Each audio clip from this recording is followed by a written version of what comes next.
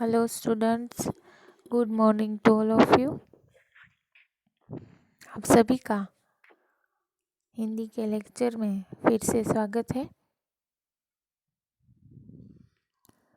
इससे पहले के लेक्चर में हम लोगों ने पाठ 19 महाकवि कालिदास उसके बारे में पढ़ाई की थी। थोड़ा बहुत परिचय हम लोगों ने देखा था कि कवि कालिदास के बारे में 2-3 कवियों ने लिखा है। कवि कालिदास भी बहुत बड़े और महान कवि माने जाते हैं।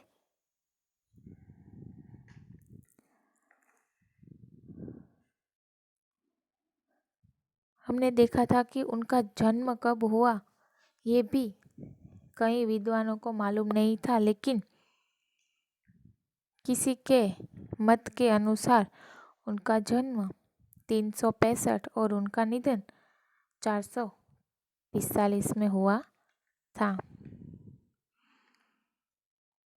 महाकवि कालिदास के जन्म के बारे में भी किसी को अच्छे से पता नहीं था, लेकिन उन्होंने अपनी एक साहित्य में उज्जैन का बहुत ही बड़ा और विशेष वर्णन किया है। उससे मालूम होता है कि वह जन्म से ही उज्जैन के रहने वाले हैं।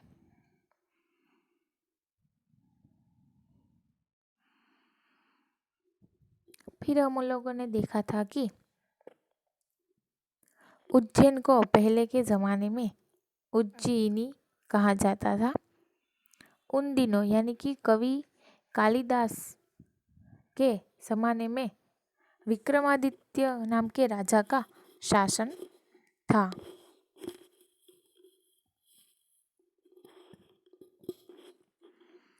उनके राज्य में प्रजा सब प्रकार से सुखी थी। देश में वैभव था। साहित्य और कला का भी खूब विकास हुआ। राजा विक्रमादित्य के समय पर सोने के सिक्के चलाए थे। उनके प्रोत्साहन से ही संस्कृत भाषा भी अधिक से अधिक उन्नति संस्कृत भाषा की विक्रमादित्य राजा के समय में अधिक से अधिक हुई थी।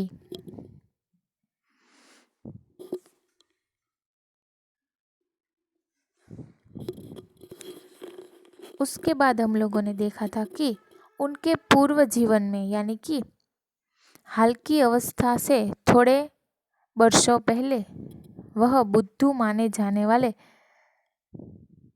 कवि कालिदास विक्रमादित्य के दरबारियों में श्रेष्ठ कवि थे। देखिए, पहले के जीवन में जो बुद्धू माने जाते थे, जो मूर्ख माने जाते थे, वही कालिदास आज के ज़माने में यानी कि विक्रमादित्य राजा के ज़माने में उनके दरबार में श्रेष्ठ कवि कहलाए जाते थे। विक्रमादित्य के दरबार में जो नवरत्न थे उसमें से एक रत्न कवि कालिदास थे। फिर हमने देखा था कि कालिदास के विषय में कहा जाता है कि वह निरक्षर थे युवा अवस्था तक। कहाँ तक? युवा अवस्था तक निरक्षर थे, यानी कि जब वो युवा बड़े हुए तब तक वह निरक्षर थे, यानी कि पढ़े लिखे नहीं थे। वह जिस पेड़ पर बैठते थे उसी पेड़ की डाल काट देते थे। ये एक मुहावरा टाइप हो गया, जिस डाल पर बैठना उसी को काटना, यानी कि जहाँ से वो शुरुआत करते थे वहीं आ जाते थे। और अपने आप को ठीक तरीके से पढ़ने के योग्य नहीं बना पा रहे थे। निरक्षर होने के बावजूद भी विद्वान और महाकवियों की तरह उनकी भी एक बड़ी और विचित्र कहानी है। उस कहानी के बारे में हमने शुरुआत की थी कि उन दिनों शारदानंद नाम का एक राजा था, यानी कि जब विक्रमादित्य का राज्य चल रहा था तब कोई दूसरे देश का राजा शारदानंद था। उसकी एक गुणवान और विद्वान पुत्री थी। उस पुत्री का नाम विद्योत्मा था। उसके बारे में हमने देखा था कि वह सुंदर, गुणी और सुशील थी। उसने अपने विवाह के बारे में एक घोषणा कर रखी थी कि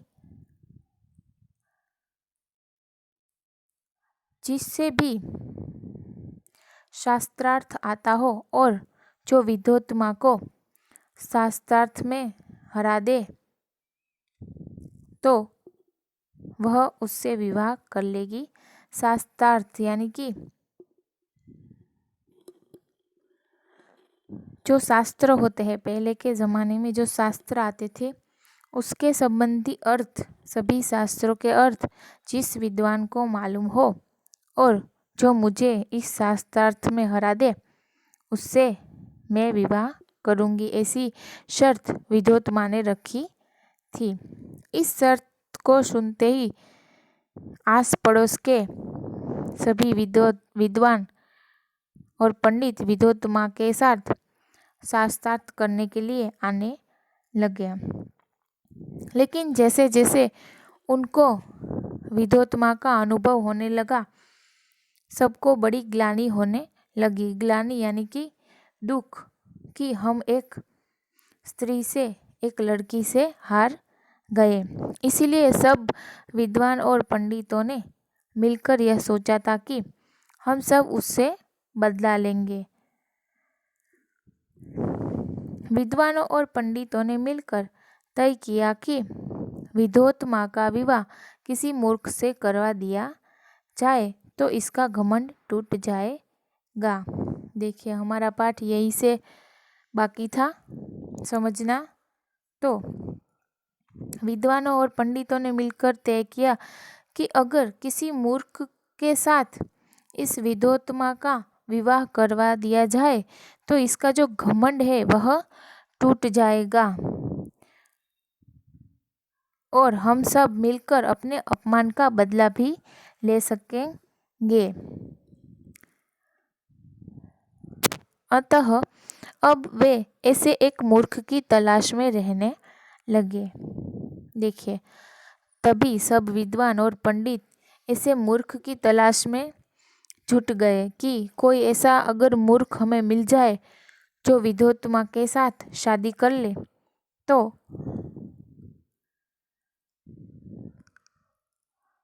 हम अपने अपमान का बदला सभी से, यानी कि विद्योत्मा से ले लेंगे। संयोग से उन्हें एक दिन ऐसा ही मूर्ख युवक मिल गया। देखिए, किसी दिन ऐसा संयोग बना कि विद्वान जो ढूंढ रहे थे ऐसा मूर्ख उन्हें मिल गया। वह पेड़ की जिस डाल पर बैठा था उसे ही काट रहा था।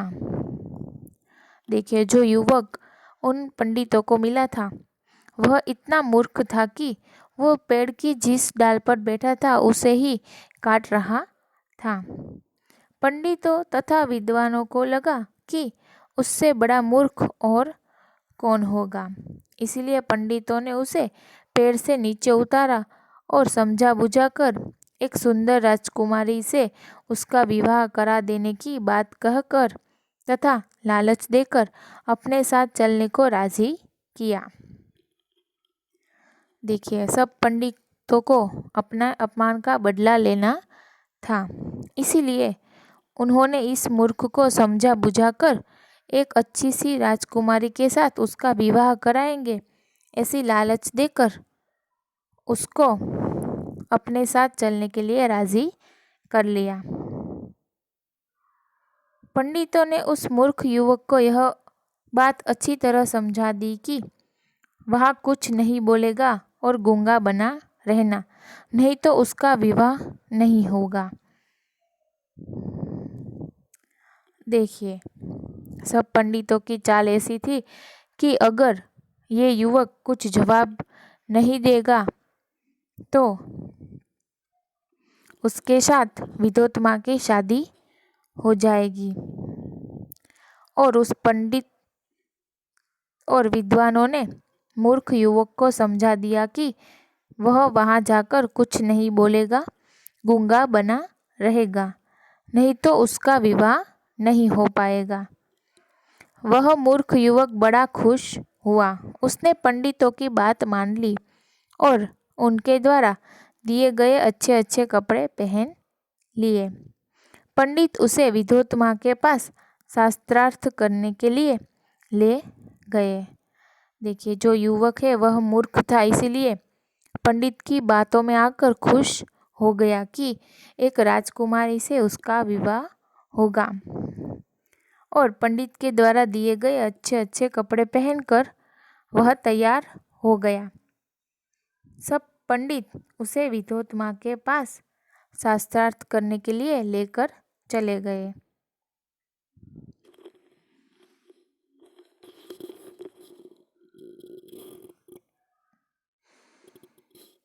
विद्योत्मा पंडितों की यह छल भरी बात नहीं समझ सके और शास्त्रार्थ के लिए तैयार हो गई।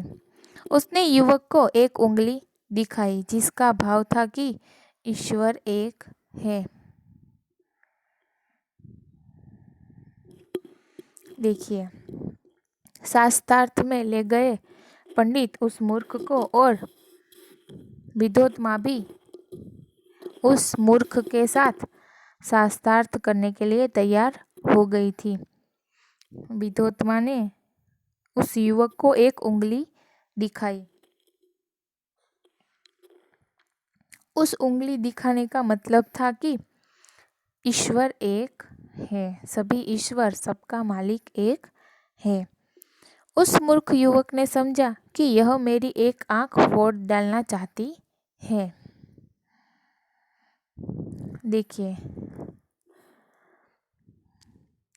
इस मूर्ख को ऐसा लगा कि विद्योत्मा एक उंगली का इशारा कर कर उसकी एक आंख फोड़ डालना चाहती है। उसने दो उंगलियां दिखाते हुए उसकी दोनों आंखें फोड़ डालने का संकेत किया।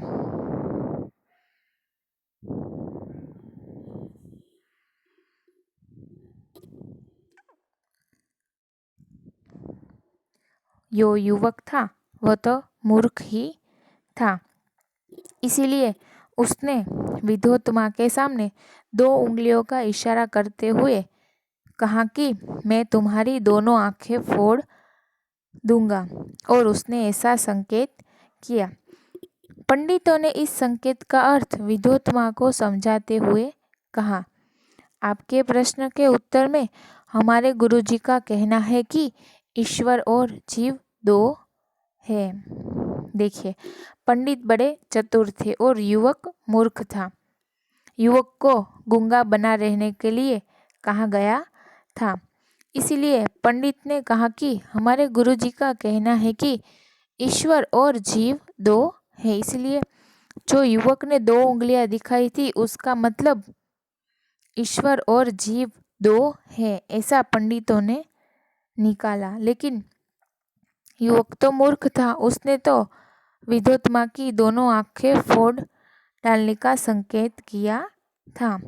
पर पंडित ने विद्योत्मा को समझाते हुए कहा कि गुरु जी का कहना है ईश्वर और जीव दो है।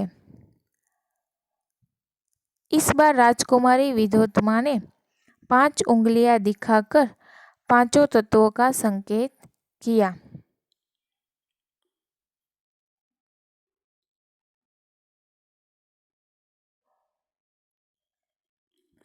देखिए, राजकुमारी विद्योत्मा है, वह तो शास्त्र के बारे में सब कुछ जानती थी, इसीलिए इन्होंने दूसरी बार 5 उंगली दिखाकर पांचों तत्वों का संकेत किया। उस मूर्ख ने समझा कि वह मेरे मुंह पर तमाचा मारने का संकेत कर रही है। देखिए, जो मूर्ख युवक था वह समझ बैठा कि वह उसके मुंह पर तमाचा मारने का संकेत कर रही है। उसने मुट्ठी बांधकर तमाचे का जवाब घूंसे से देने का संकेत किया। ये युवक तो मूर्ख था ही, इसीलिए विद्योत्मा की बातों का गलत मतलब निकालकर उसने सोचा कि अगर वो मुझे तमाचा मार सकती है तो मैं उसका जवाब घूंसे मारकर दूंगा। इसलिए उसने मुट्ठी बांधकर तमाचे का जवाब घूंसे मारने के लिए ऐसा संकेत किया।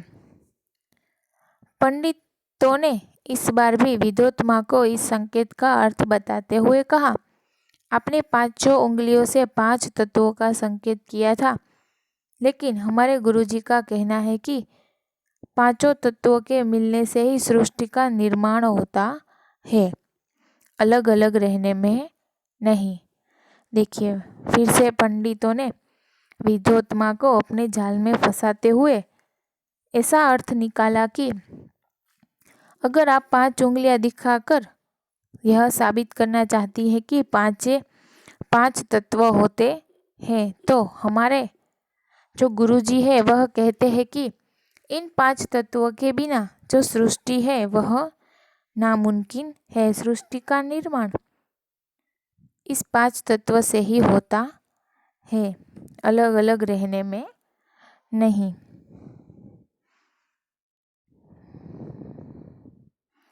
इस तरह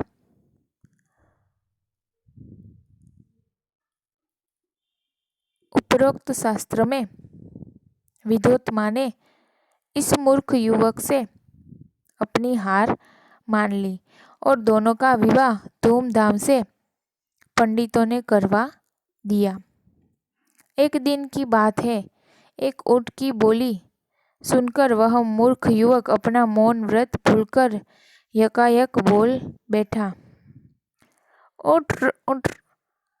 देखिए, ऐसी आवाज उस मूर्ख युवक ने निकाली।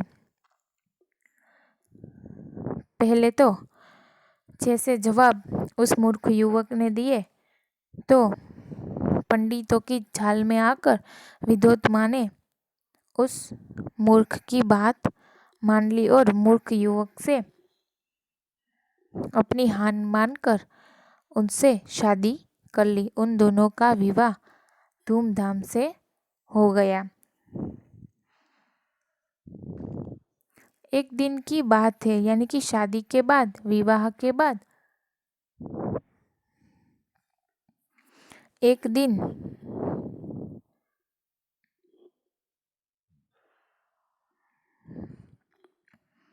एक ऊंट की बोली सुनकर वह मूर्ख युवक अपना मौन व्रत भूल गया। यकायक यानी कि एकाएक सहसा जो ऊंट की आवाज सुनी तो वह मूर्ख युवक अपना जो मौन व्रत है वह भूल गया और वह ऊंट की आवाज निकालने लगा।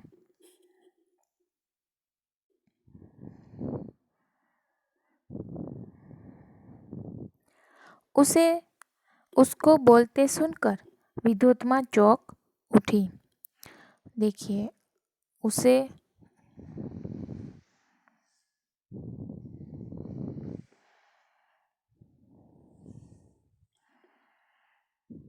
एकाएक बोलते देख विद्योत्मा चौंक उठी।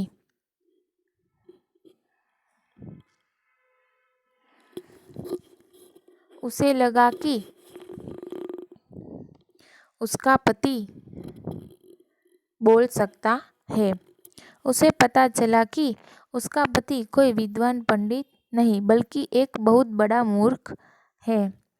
पंडितों की छल भरी बातों का अर्थ अब सबकी समझ में आ गया। विद्योत्मा को बहुत मानसिक दुख पहुंचा। और उसने अपने महल में कालिदास के प्रवेश पर रोक लगा दी और द्वार बंद कर लिए।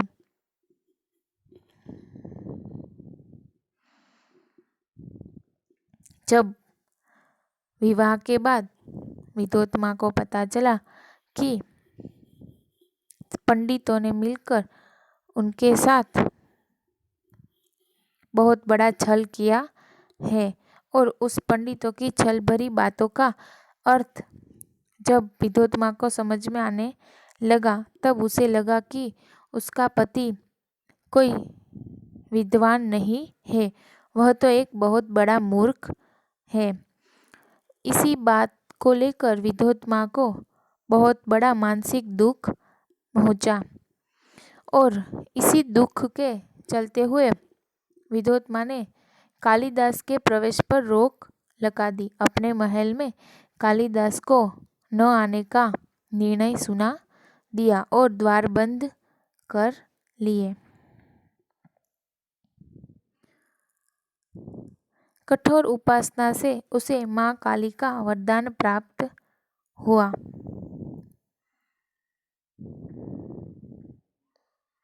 और उसे काली का दास होने के कारण कालिदास नाम प्राप्त हुआ। शीघ्र ही कालिदास सारी विद्याओं को सीखकर प्रवीण हो गए। राजनीति, धर्मशास्त्र और साहित्य का अच्छा ज्ञान प्राप्त कर वह फिर से विद्योत्मा के पास लौटे।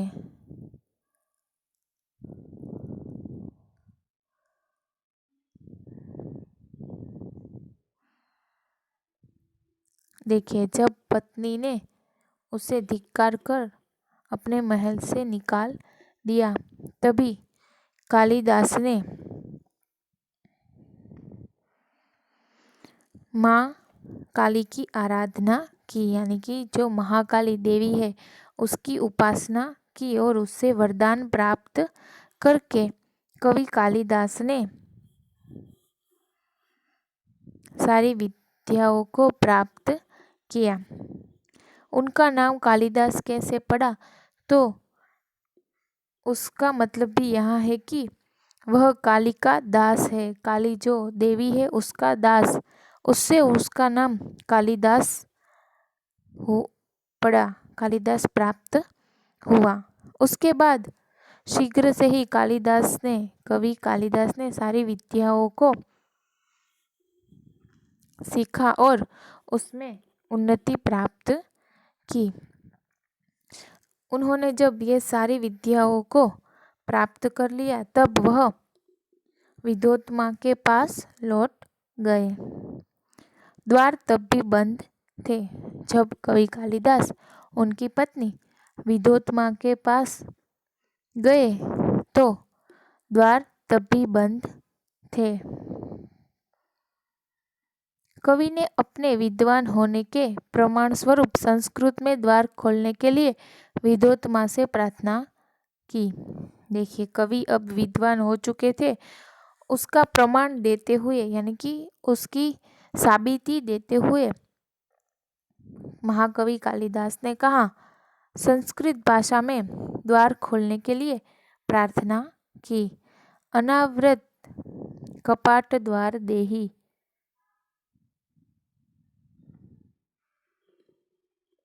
उसका मतलब होता है बंद द्वार खोलो। अनावृत कपाट द्वार देहि, वह अपनी पत्नी से संस्कृत में द्वार खोलने के लिए कह रहे हैं। अंदर से पत्नी विद्योत्मा ने पूछा, अस्ति कस्यचिद् वागीशेषः,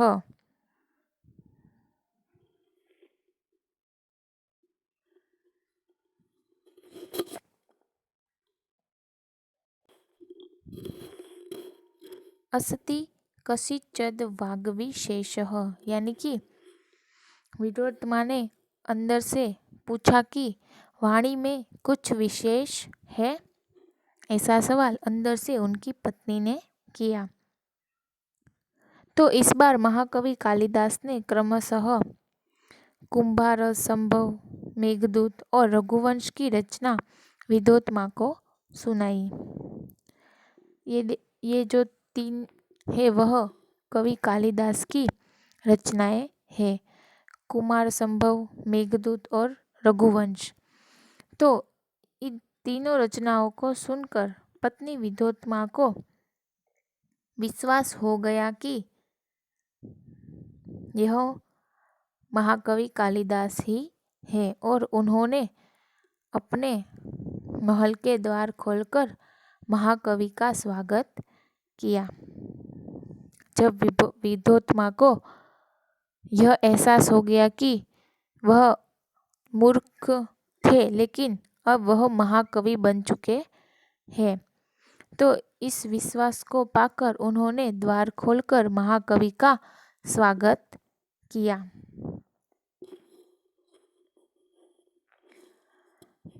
यह महाकवि कालिदास के जीवन की युवा अवस्था की एक कहानी थी, जो हमने आज के लेक्चर में देखी। इसके बाद उन्होंने साहित्य में कितनी रचनाएं लिखी है उसका वर्णन किया गया है, तो उसके बारे में हम अगले लेक्चर में देखेंगे। आज के लेक्चर में हमने उनकी पत्नी और उनका विवाह कैसे हुआ और वह मूर्ख से महाकवि कैसे बने उसका वर्णन देखा है। आप सबको ये समझ में आ गया होगा। आगे के लेक्चर में इस पाठ को पूरा करेंगे। Thank you so much.